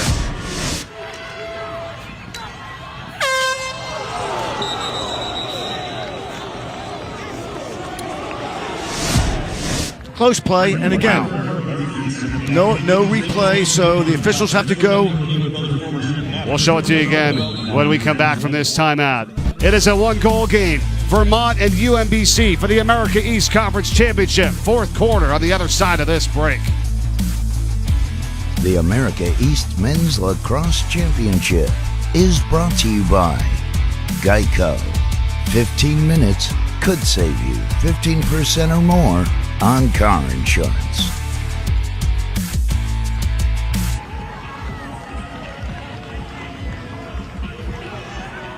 All right, this is at the end of the third. We just had this, Coach, and UMBC is going to get a goal here when look where the ball is and the clock is at zeros. Right, the ball was not in the air from the shooter's stick, so that should not have been a goal. But we have to realize the officials are watching this in real time. They don't have the opportunity for instant replay. And there is no instant replay here as well, so that goal stands. And UMBC is going to pick up the ground ball in the faceoff. Brandon Galloway. And we are underway in the fourth in a one-goal game to decide who goes to the NCAA tournament. Brandon Galloway, another nice job on the wing, getting a ground ball and possession for the Retrievers.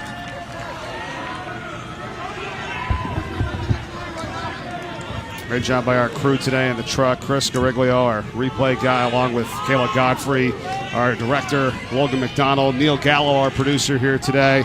I'm Mike Corey alongside Don Zimmerman as we are waiting to see who's going to win the America East Conference Championship and head to the tournament. And there's been one back and forth game here today as we are less than a minute into the fourth. UMBC possession. Billy Nolan likes his right hand coming from behind the goal. He's also an excellent feeder. Ball bounced around.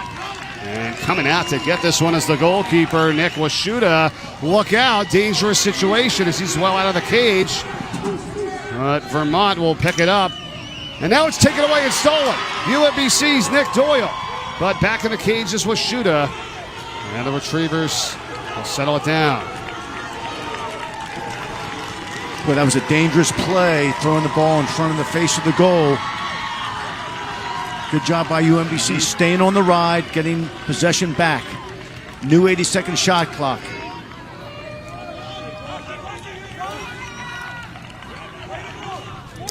Retrievers ball. And the stick of Steven Kelly.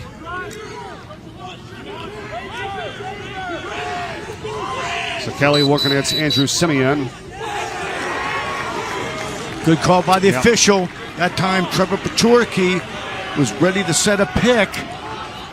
He was pushed, but he was pushed forward from the front, and he was 5 yards from the ball. So that's a legal play. When you set those picks, you got to give yourself a foot or two off that crease so that won't happen. Out of bounds, back to UMBC. Yeah, Coach, that's one that they've been policing a lot this year. That's a point of emphasis, is moving picks and screens. Not going to let it happen. Saw it a lot in college basketball this year. It's translated over to lacrosse. You got to be set. Yeah, the two-man pick game has really become fashionable in our sport. And again, you have to be stationary when contact has occurred, but also when you're picking around the crease, get away from that crease. Give yourself a little margin for error so a play like that does not happen. That's a good job by the Vermont defense, recognizing that opportunity and taking advantage of it. Pachorky. And up top now for Mitch Howell. It's a step. Thinking about it, but Mark Marciano recovers for Vermont on D.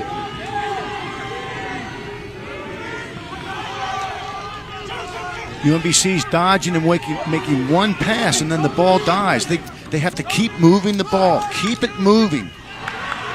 Another tough play there, and that's going to be an over and back. Well, that's been the difference. It's been a little bit crisper and cleaner by Vermont on their offensive sequences and their no passing doubt and about moving it. the ball. No doubt about it. Vermont has done a better job of just moving the ball. Not one, not two, maybe three, four, Correct. five. Continue to move the ball until you have a really good high percentage shot. Number 2 seed in the Catamounts here today versus the number 4 seed in UMBC for the America East Conference Championship. Vermont is looking for their first ever conference title. UMBC has won 3 of them. This is their 6th appearance. Catamounts, 3rd time in the last 4 years they're in the title game. A shot from the outside. That's off the post. And that time from Dawes Milkling. And here comes UMBC fighting through traffic. Keith Dukes. And recovered by the Catamounts and Jack Knight. That time Keith Dukes tried to take on 3 opponents, and the odds are against you there. So again, if you find yourself in that situation, circle, run away. If you're a teammate, present yourself, look to cross field the ball and go out the other side.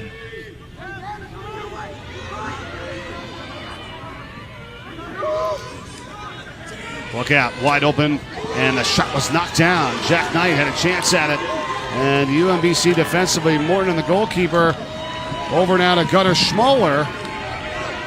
And Schmoller with a pass up to Danny Isaac. Again, I can't say enough about Danny Isaac.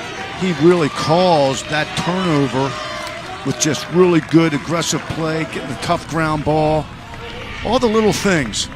We're talking about 32 in white and black. And the gray and black, he, as a junior midfielder, a nice job this year picking up ground balls. They've thrown him in the face-off a few times this year as well, and it's those plays, like you said, that can help you win a title. And we've got a timeout. And we'll come back with more after this. Timeout Retrievers, 10:07 to play, and it's a 1-goal game.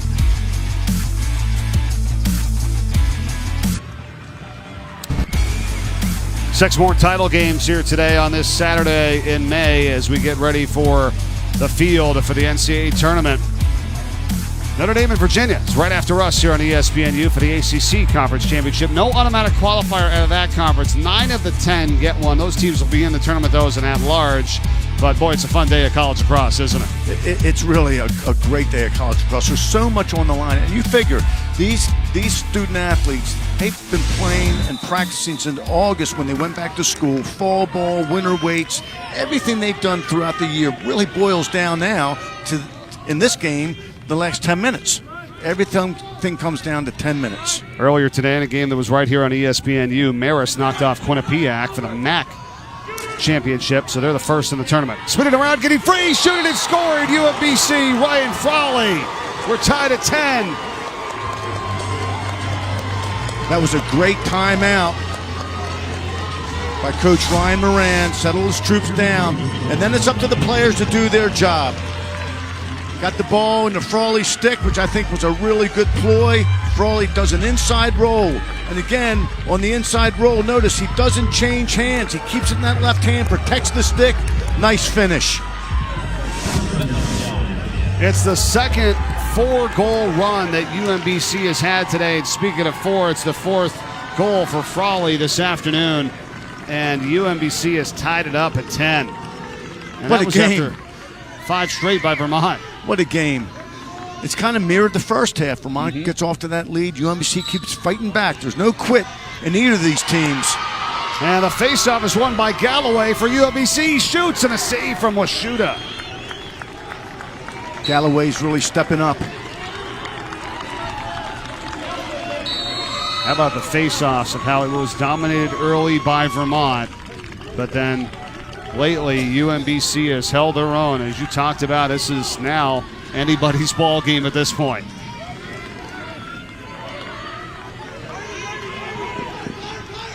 Again, these guys have to understand the situation, which they do. Stick to the game plan, run your offense, don't try to make any heroic plays, keep it simple, be effective. Jack Thomas for the Retrievers as we are under 9 minutes to go in the contest. This is a nice matchup for the Retrievers. Thomas was going up against the short stick that time, and Spencer Decker. Now working around a couple of picks here. Nolan gets hit from behind. Will that draw a flag? No, it will not. Ball is high into the air, recovered by Pachorki. Shot clock is at 15.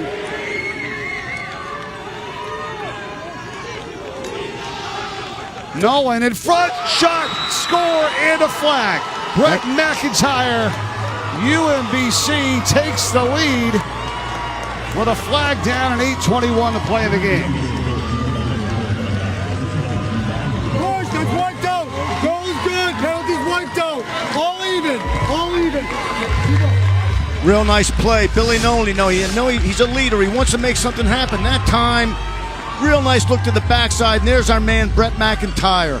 Right, keeps his feet out of the crease, gets pushed from behind, draws the flag, goal counts.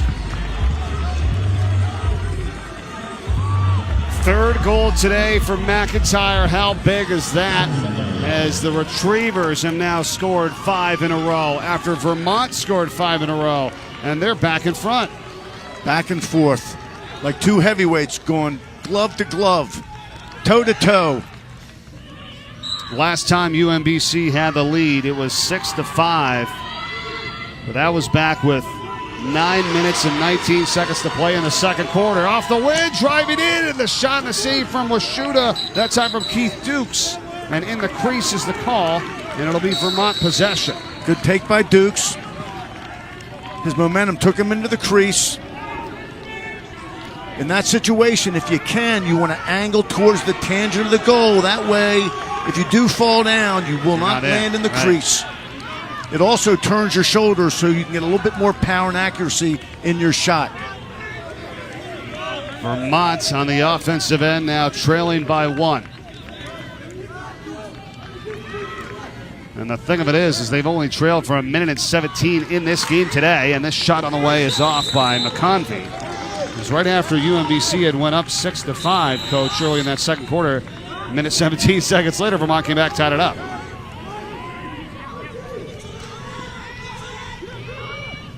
Again, good passing. Down low with a shot and a score. How many times have we seen that to Ben French? And we're not in again. 11 all. Ben French is camping out right on that goal line extended. I call it the stoop. And again, great job by Dawes Milkling. He can shoot the ball, but also an effective feeder. Big goal for the Catamounts to tie it up. That time the lead lasted for only 1 minute. Mike, it doesn't get much better than this as far as watching two teams go at it.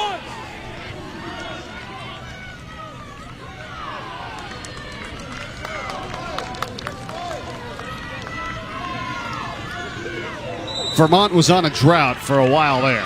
19 minutes and 42 seconds in between their goals as they let UMBC back in it. Now look out. Right in front of the cage. Ground ball. Who's going to get it? Goalkeeper for UMBC, Jack Morton. Boy, that's a good job. Coming out and getting that ball in his stick. Once that ball is in his stick and his feet, if he has a foot in the crease, even if his stick is outside the crease, you're not allowed to check it. You've got to credit the Retrievers, too, on these ground ball pickups as of late as well. They've really risen to the occasion. Winning some face-offs, which obviously is a ground ball, and it really has changed the momentum. McIntyre. Now for Kelly.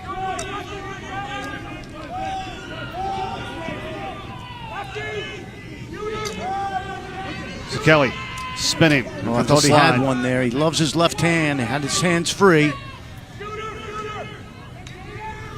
Nolan.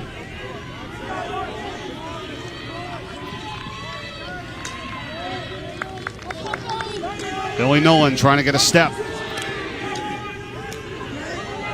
Works it in the middle. McIntyre, he does it again. Brett McIntyre. Just send him to the cage. We'll find him. Another great play. Billy Nolan, he's a playmaker. Takes on the long stick.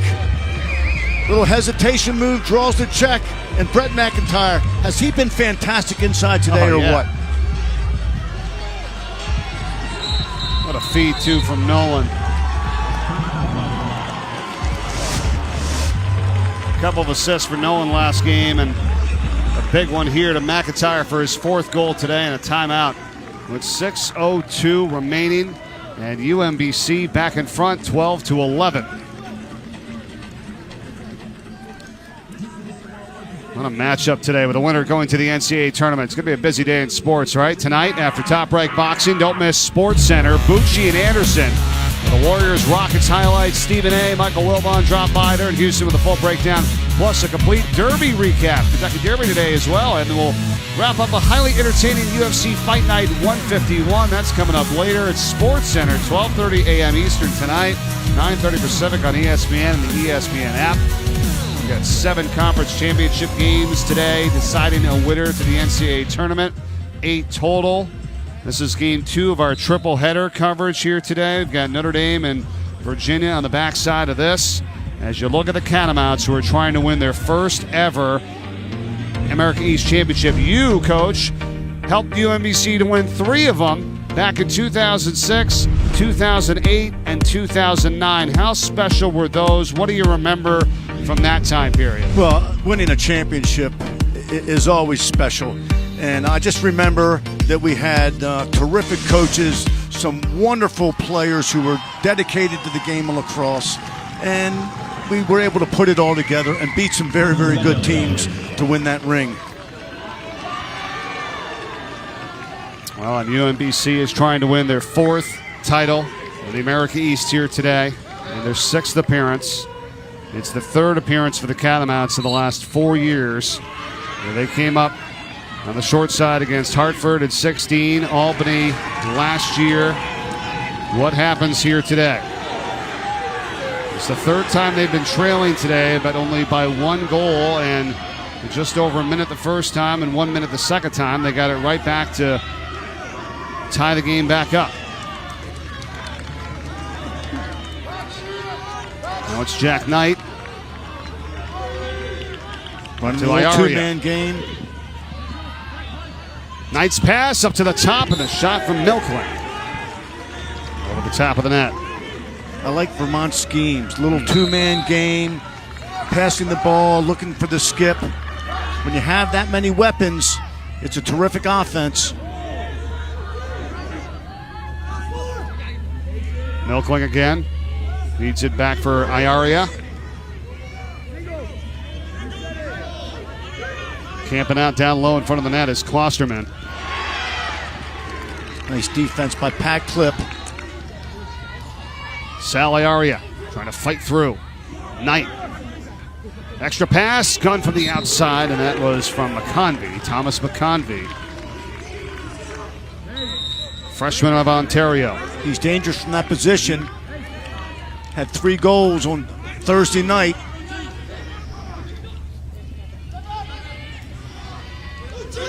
Still a lot of time left in this one. 4:35, Vermont working it around. Milkling, it's the pick from Knight, back to Knight.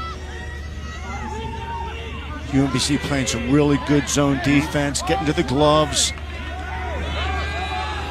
Shot clock. Becoming a factor here now in this possession, 10 to shoot. Here they go. Another one that's off the mark. There's only 4 left to shoot. Got to hit the cage, or the goalkeeper's got to make a save to satisfy the shot clock. And your Vermont, of course, you wanted to go through. And they got 4 seconds here with Klosterman to put it back in. In front, shot score. Now this is going to be a discussion. Did he get it off in time? This may be a 1-for-1. That scored. The horn went off. Good goal for Vermont. And we're tied at 12. Again, it's even for both sides. You know, whether the call is right, I think the officials, again, they got to see it in real time. And UMBC got one and Vermont got one, so it's all even. I was going to say, whether or not he did or not, I think as close as that is, only fair, really, calling that one a goal as well. One of the things that you want out of an officiating crew is consistency. On that type of play, they have been consistent. Yep. What a job. With 4 on the shot clock, Klosterman to get it in, and Thomas McConvey just in the nick of time, tying this game up. And now a loose ball push, and it's going to be on Vermont, so it's UMBC possession. 4 minutes to go, tied at 12. Good call that time by the official. He was right there. Whenever a player takes one hand off of his stick, the officials are going to be looking for something. If you're on defense, they're going to be looking for a hold. If you're on offense, they're going to be looking for a ward. That time, loose ball, a lot of one hands off the stick. I think they called the ward. Good call.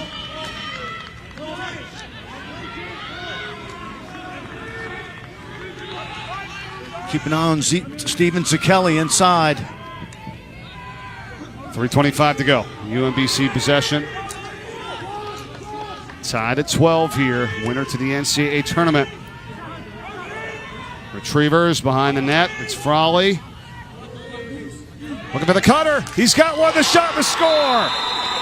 It is Steven Zakelli that has given UMBC the lead back once again.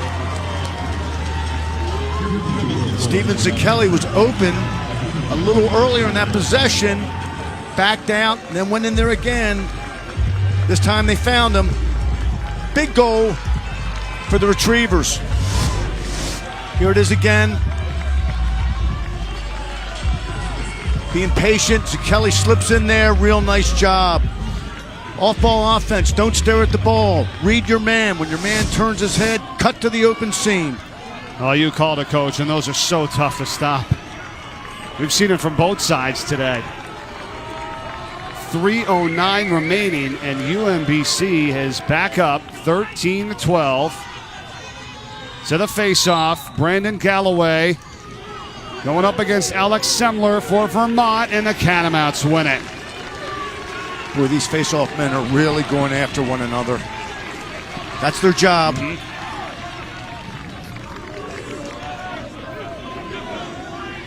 Each team with a timeout remaining. 2:50 on the clock. No panic in Vermont either, right? I mean, every time they've been down, you've seen them run some pretty solid offense. And here we go again. And to our point, count it. It is McConvey once again. Thomas McConvey. And the leads for UMBC do not last long. No, and credit Vermont again for keeping their poise, not hitting the panic button, getting the face-off, number one. Get possession of the ball, then go from there. And this is just a real nice strong dodge, a one more, and then the skip. And that time, Thomas McConvey got upfield, improved his shooting angle, put the ball on target. 2 goals for him in 1 minute and 29 seconds for Vermont. As again, that lead only lasted for 34 seconds for UMBC, and we're not at 13. And we're coming up next, Notre Dame and Virginia for the ACC Championship right here on ESPNU. When we are done with this one, we'll get you to that game. As Vermont and UMBC battling for the America East Conference Championship. Watch for a timeout from Coach Moran if Black gets the ball. They do have it, and you're all over it, Coach. Timeout, Retrievers, as it was Keith Dukes that was able to come up with it. And that's perfect right there. Good call. Well, coached a number of years, and I know at this point in the game, that's when you want to use that timeout. The score is tied. You've got 78 seconds on the shot clock. Time to put in a play. If it doesn't work, no problem. Just keep running the offense. Work for that high-quality shot. Nothing coming back the other way with your defense. Defense has to communicate, be on the same page. You prepare for the worst, you hope for the best. The worst thing that could happen is a counterattack situation for Vermont. UMBC must know and be ready to play the 4-on-3. This has been one outstanding lacrosse game. UMBC went up 6-5 in this game. And then Vermont came back with 5 straight goals to take a 10-6 lead. Let's listen in here. He's snapping back. He's got to be cognizant of 42 there. Okay. So he can't be totally responsible for that skip lane. The short stick, however, can alleviate a little bit of this backside pipe and buy the backside wing time to get down the backside there. That's one thing. The second thing is, wing comes, pipe comes early, gets to the hands, they can't make that pass. They got nothing else for us, all right? Let's go, right here. Offense is going to get the fucking ball back. We're fine. Just one stop. That's great stuff right there from UMBC in the huddle, Coach. What were you hearing? Well, Coach Jamison Kester, who runs the retriever defense, he was getting his defense to try to play that little dodge and skip pass a little bit better. Buy some time for the wings to recover. How about crucial plays in this game here? Let's go back to the end of the third quarter here first. This is UMBC, and the goal that was scored as the clock was winding down. We froze it, and UMBC got one, and it probably should have been called off. This one, a little bit closer, but we feel Vermont in the same situation. Ball in the middle of the air right before the stick of McConvey. So it went both ways. A goal each side when the clock had expired. 13-all. You couldn't ask for much more here today, Coach. Wipe them out. Good job by the officials. Officials are going to miss calls. They're human. And there's no replay here as well. So we're not able to go back. Controlling the ball right now for UMBC is Billy Nolan. Clock is under 2 minutes. Shot clock is at 45 seconds, so plenty of time here. And what are you looking for here now on this set? Just again, run your offense, always looking inside for number 4. McIntyre's there. He's right in front of the net, on outside the circle. Instead goes behind the cage now with Zakelli. That's Michael Zakelli. There was a flag down on the far side behind the cage. And UMBC is going to go on the man up here. And how big is that? Yeah. Just over a minute to go. Yeah, I didn't see anything, but I guess we'll find out. And can it hit again as this ball goes in? Let's see. Getting crushed from behind was Pachorki. It's a good goal. And we've got a lot to sort out here on this last sequence. UMBC 14, Vermont 13, minute 6 to go. Well, this is going to be a 1 minute unsportsmanlike, I believe. We're here. Goal's good. Penalties on White, number 40. Unnecessary, 1 minute. Boy, that's a tough one. That's the penalty first, Coach, there on 40 for Vermont, Liam Riechman. Good call. And then here's what happens with the goal. It's Riechman again involved from behind on Pachorki, and the goal is good. Pachorki was not diving towards the goal mouth that time, so ball goes in, goal counts. Man up face-off for UMBC.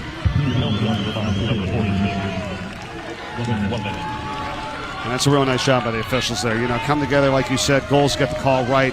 They're all over that one. Goal is good, and it is 14-13 UMBC. They're going to face off a man up due to the previous hit from Riechman for Vermont. Similar battling, but it has been UMBC's Brandon Galloway that has been awesome in this second half of the face-off to really neutralize things. And they have the possession with a man up and a 1-goal lead.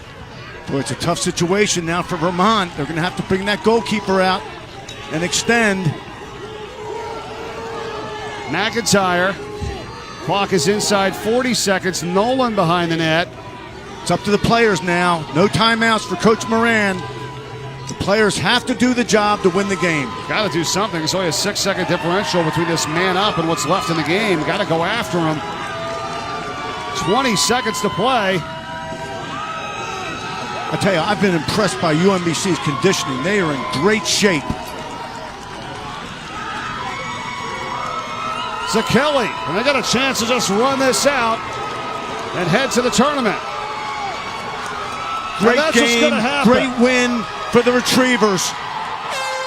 UMBC, the 2019 America East Conference champions with a 14-13 win over Vermont.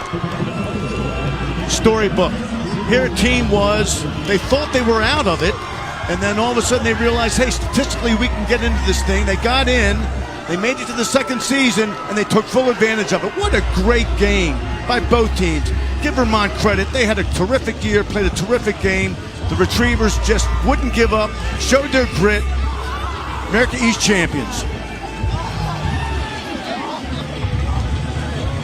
Fourth championship for UMBC, and the first since 2009 as they win it in exciting fashion, 14-13. That's all for us from Stony Brook. Next, it's Notre